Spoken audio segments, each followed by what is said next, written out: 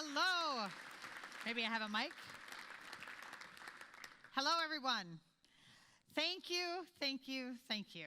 As I sat there and watched this video, as I listened to the fabulous comments that both Sean and Sandy gave today, I can truly tell you I'm honored and blessed to now be the new leader of this organization. It gets me even a little bit choked up because I'm really passionate about the work that we're doing. When we came originally to this community, we were blown away. We were blown away by the opportunities that we have here and really excited for the future. So as we are here to celebrate, which we're supposed to be celebrating, so I hope nobody's asleep, Joe. I told Joe Raso I would call him out because he said he was going to be napping by this time of the program. So, but just so you know, I want to say thank you all for being here. For those of you that have taken the time to be here in person, it means a great deal to us.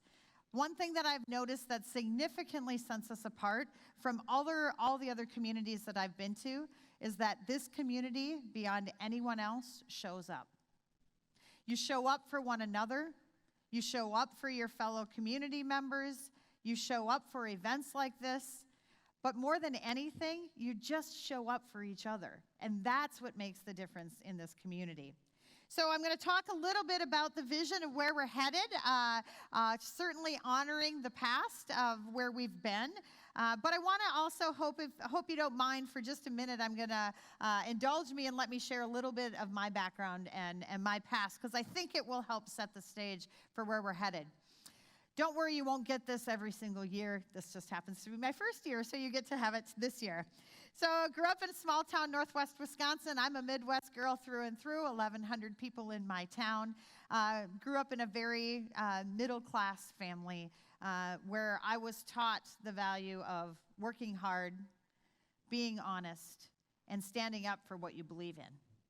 So as I went through college, trying to figure out my way, majored in communications because that was easy, still didn't know what I was going to do. And lo and behold, stumbled my way into the chamber exec position. No, I was not aspiring to be a chamber president my entire life.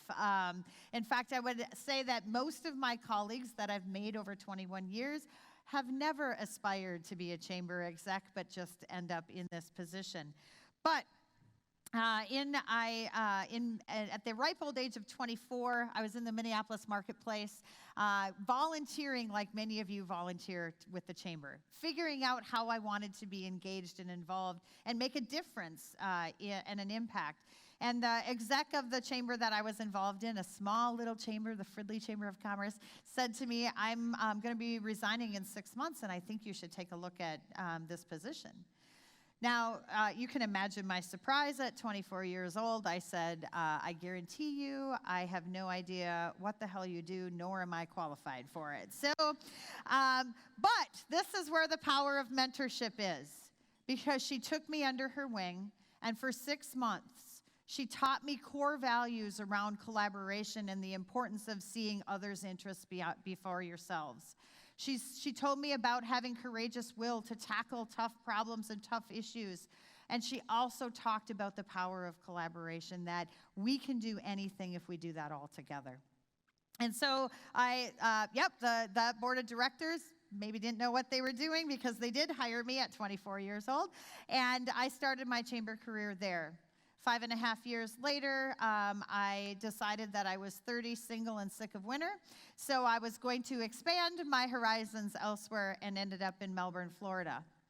And what was fascinating about Melbourne, Florida is it's this great beach community, 16 communities. You see the photo on the screen. One of the greatest, most impactful pieces of my career there was we had the opportunity to work hand in hand with our military each and every day. Patrick Air Force Base is a very sought-after Air Force base. It's there in Melbourne, Florida. And I had always had a love of the military, but truly was able to understand what the impact of our military was on our community and on our country.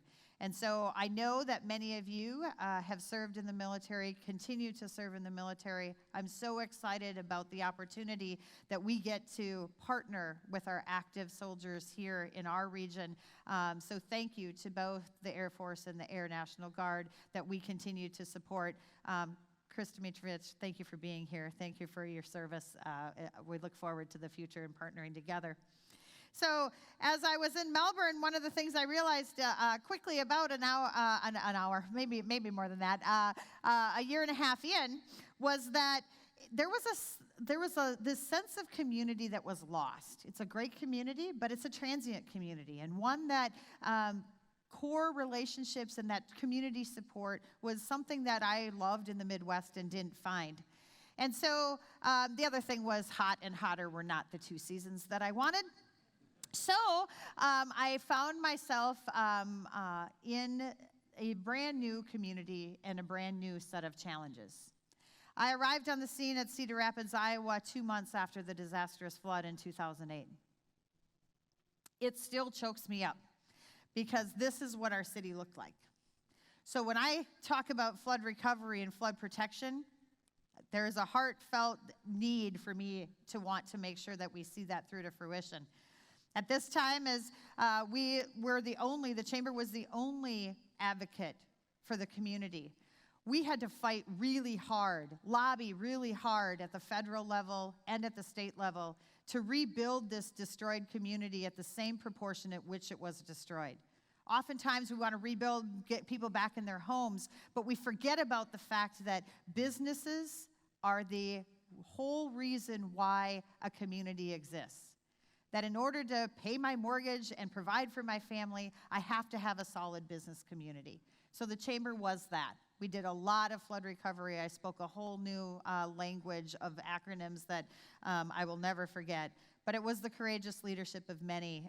And Cedar Rapids is a beautiful, beautiful community post-flood. Then I was recruited to Appleton, Wisconsin. I got to go back home to the mother state, right? This is where I was all excited, plus I'm a diehard Packer fan.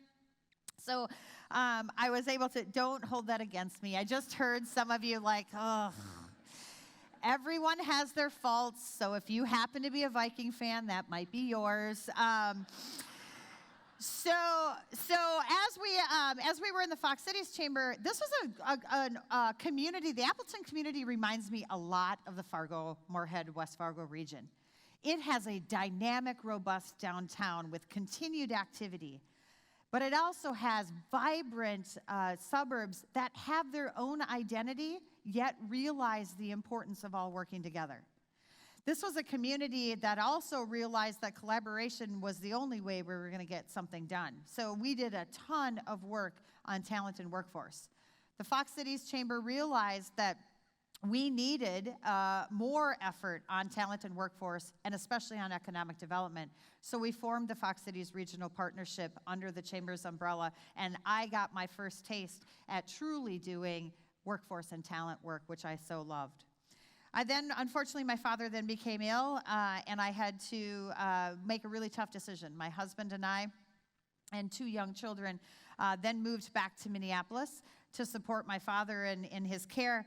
And I had the great privilege of leading one of the most iconic chambers that I had known of to date, which was the Twin West Chamber. This chamber serves 10 of the western suburbs of Minneapolis, a very active public policy chamber, very active membership with about 1,900 members, very similar size to here.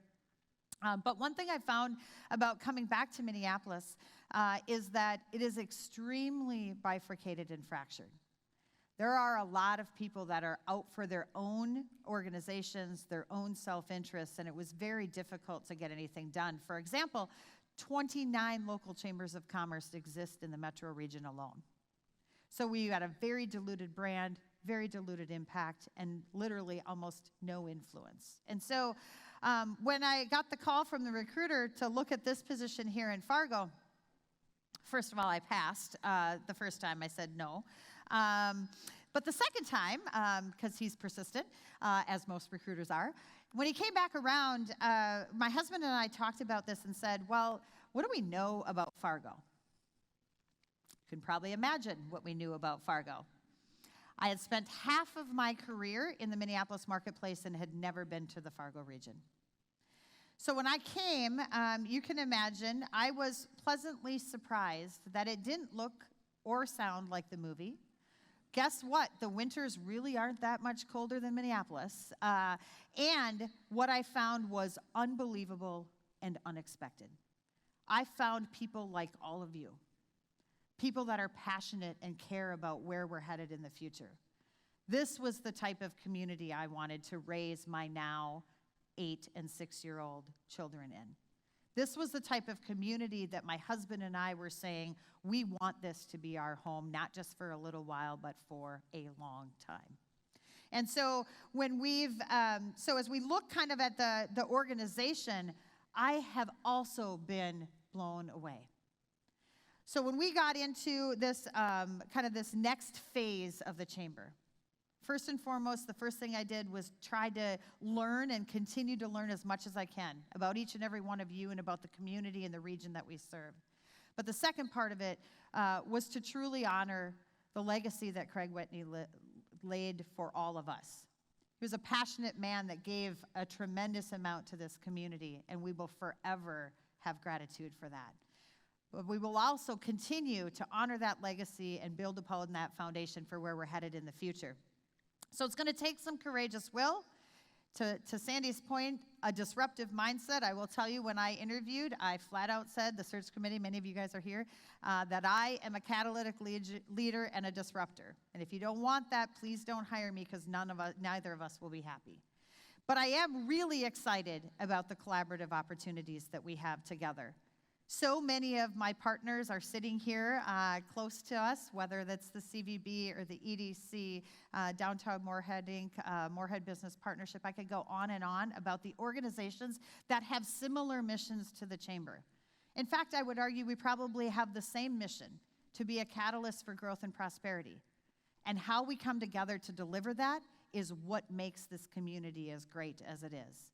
So as we talked about our cornerstones of work, you saw them so well depicted.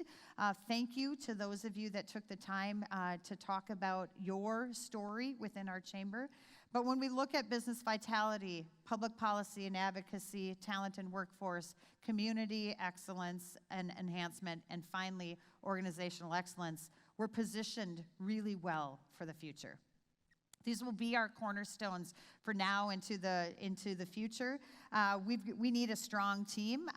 We need all of you to be engaged, to work with us, to challenge us, to even disagree with us at times, because we need that kind of push-pull.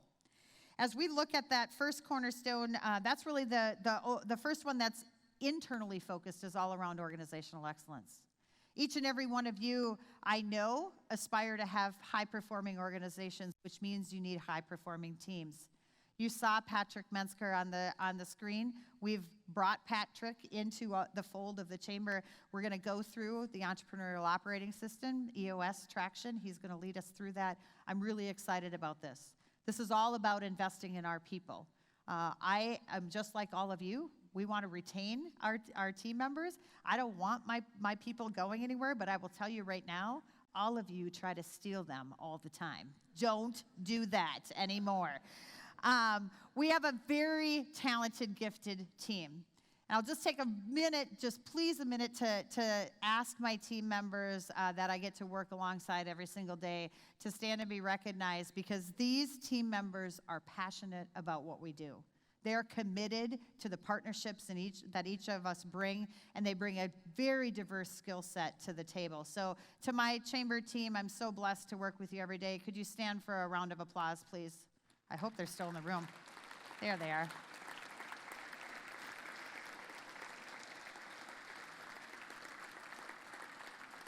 So we also can't do this without great leadership. You've heard that we've got a new board of directors. You saw those today. For the sake of time, I won't say anything more than thank you. Thank you for your leadership and for your trust in the fact that we can run this organization really well together.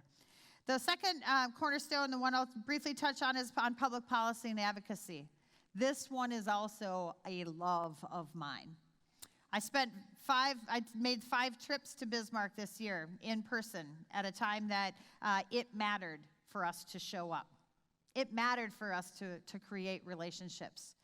We also did a tremendous amount of outreach to our Minnesota legislators, and although that was a virtual type of an experience, we also formed really strong and continue to form really strong relationships there. I also sit on the U.S. Chamber's Committee of 150 chamber execs from all across the country that help the U.S. Chamber shape their policy positions. So although we may not always agree lockstep with the Minnesota Chamber, or the Minnesota Chamber, how about the U.S. Chamber, nor the Minnesota Chamber, nor GNDC. See, I have all of them here because Eric's here as well. We may not always agree. The one thing we do is we have respect for one another and to what is doing the best thing for our own local communities. So, Senator Hoeven, thank you for your leadership and thank you for being here. We look forward to working with you and all of the rest of our congressional delegation as we move this entire community, but also the entire state and the region forward. So the second piece of the public policy piece, you'll see a lot of new things. We have a new legislative review, if you haven't seen it yet. It has a little bit of accountability metrics for our elected officials, of which we are so grateful you're taking the time to serve in elected office, whether that be at the local level, at the state level, or the national level. But the Chamber will continue to work alongside you and continue to challenge and push you. So this is a legislative review that specifically is around how did our legislators vote on the most important issues that we had in front of us. So we also realize the relationships that we need are going to have to be much more significant. So we've engaged and invested in a new contract and a new relationship with Primacy Strategy Group. Many of you know Primacy. They have a significant presence already in Bismarck, in St. Paul, and at the federal level in D.C. The Primacy crew is here today, I will joke with them, the ones that count are here today because the CEO isn't, but that's how we give them grief. So we're looking forward to working with Primacy to strengthen our legislative issues, to strengthen our impact and our influence as we go forward. We'll also continue our Eggs and Issues program. We also have a new piece. You heard a little bit about the Energy Summit that Sandy talked about. This upcoming year, we will have 4 Midwest summits, one on the economy, one on agriculture, one on energy, and one on cybersecurity and information technology. These will be joint partnerships with other chambers. We were able to have 13 chambers join us for the first time ever for the Energy Summit. We just did a call last week where we opened it up to other chambers. I had 42 chamber execs on the call with me and another 13 that want to join us. This is a great way for us. One thing we learned in COVID is we can do virtual really well, but we can also do in person really well. This is a collaborative effort that's going to bring high quality content, speakers, sponsors to chambers all across the Midwest, and that's how we make an impact going forward. The next cornerstone, all around business vitality, is all about our small businesses.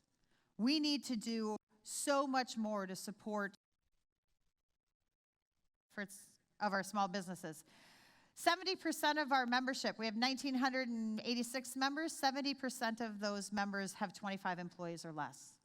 This is the fabric, the foundation, and the backbone of our community. So things like our business training, our Women Connects, opportunities to do ribbon cuttings and truly help prop up the businesses. This is the reason why we do this work for our small businesses. So when we look at business vitality, there's going to be lots of new opportunities for you to engage. It's a matter of engaging, whether that means showing up at events like this, which we will continue to have high caliber events, or it means things like committee work or simply responding to some of the calls to action. That's how you can get involved in the chamber and where we're going. Really excited also, the Women Connect, we have over 500 women that actively participate in our Women Connect programming, but really excited to announce a new partnership. One of the things I noticed in all of my meetings is that there is a significant void for C-suite, senior level executive type support for women in leadership. So with the partnership of Lady Boss and under Jody Duncan's leadership and our great partnership and affiliation, we're announcing that we've got a new program called Speakeasy, which will be focused for C-suite level women, so that we can focus on things like, how do we elevate and empower more women? How do we put more women into C-suite positions? And how do we put more women on paid boards of directors? This is an area that I'm passionate about, but it's also an area that we know that as we diversify our teams, whether that be adding diversity, equity, and inclusion to our teams in whatever that looks like, those teams are much more productive. That's the kind of work we want to see in the future. Well, as we look at another one of the cornerstones on community enhancement, this is an area that we are brought a lot of times. We're brought challenges and opportunities, and we're asked to lean into them. Whether that be we have a housing crisis, we have childcare challenges in our community, but there are also great opportunities like engagement more with our military. Making sure that we are focusing on the industry sectors that are important to us, like our agribusiness committee. As we look forward to some of these community initiatives, I will tell you one of the biggest things that drew me to this area was Fueling Our Future. When I looked at Fueling Our Future as I was researching this opportunity, here I thought of this community has got it figured out. Fueling Our Future is a tremendous collaboration between the Chamber of Commerce, Craig Whitney's legacy, I would say, the combination of the Chamber of Commerce and our partners at the Economic Development Corporation. Joe has been a friend of mine long before I got here, and it's now a great pleasure to work alongside him. But together, we're tackling things with all of your help. We're tackling those big rock issues. How do we get more students engaged so that we can retain them here in our community so that they can be an active part of our talent pipeline?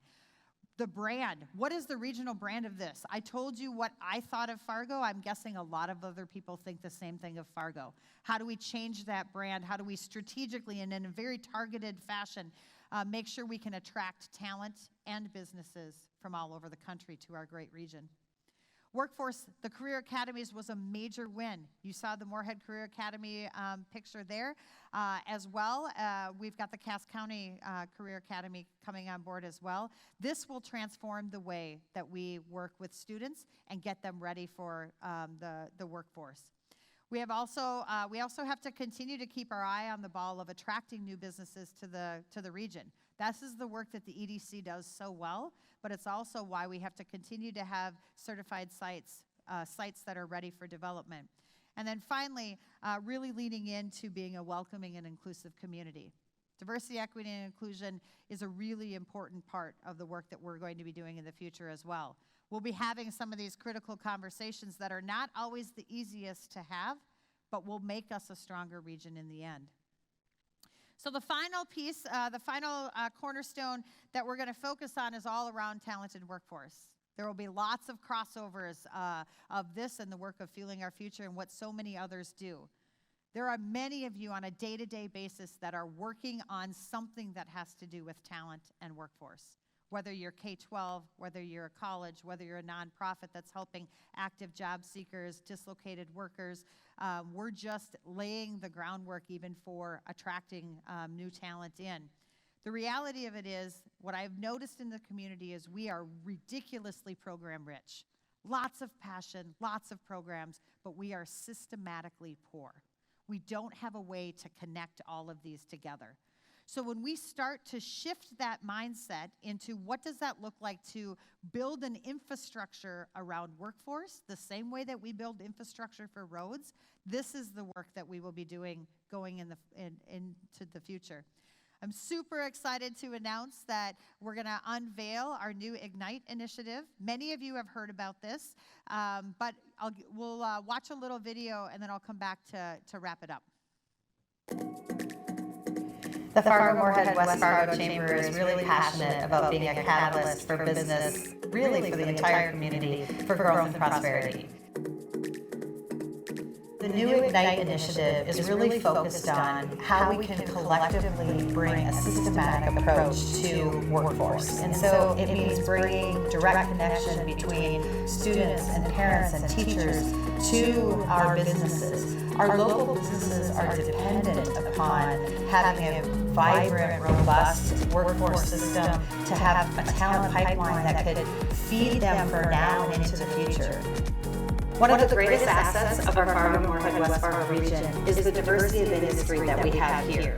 And so the Ignite initiative actually enhances all of those diverse industry sectors. So when we think about healthcare, IT, agriculture, skilled trades, finance, these are all sectors that will be able to be served by the Ignite initiative. Because at the end of the day, the industries are very different, but we need the same things. We need direct connectivity to a future talent pipeline. We need experiential opportunities. So we need our students and our job seekers to be able to experience the companies, but also to form critical relationships that will be long-lasting. We know for a fact that if students have the opportunity to have an experience with a local company, they are far more apt to be employed by that company, to be excited about that company. So whether you're in any of those industries I talked about, we want to work with you, we want to work alongside you, we want to better understand you, your greatest challenges, but also the opportunities that we have to come together to really answer the challenge around workforce. This is all about our community. It's about the prosperity and the growth of our region. It's about the prosperity and the growth of every single individual that's here in our community. We're so excited to work with everyone. So come on along, engage with us, and we're happy to be a part of it.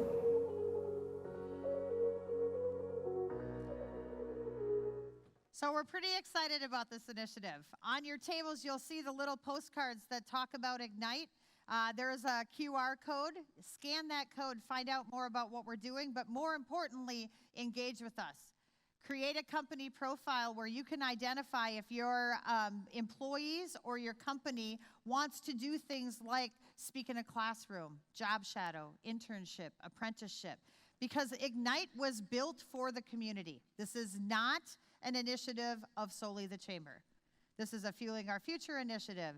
This is a K-12 initiative. This is a college initiative. It's an active workforce initiative. We want to be able to be a resource for new American immigrant populations, for recently released incarcerated, for dislocated workers. We want to come together with the labor unions. I know Jason's here today. This is a phenomenal opportunity because we need this.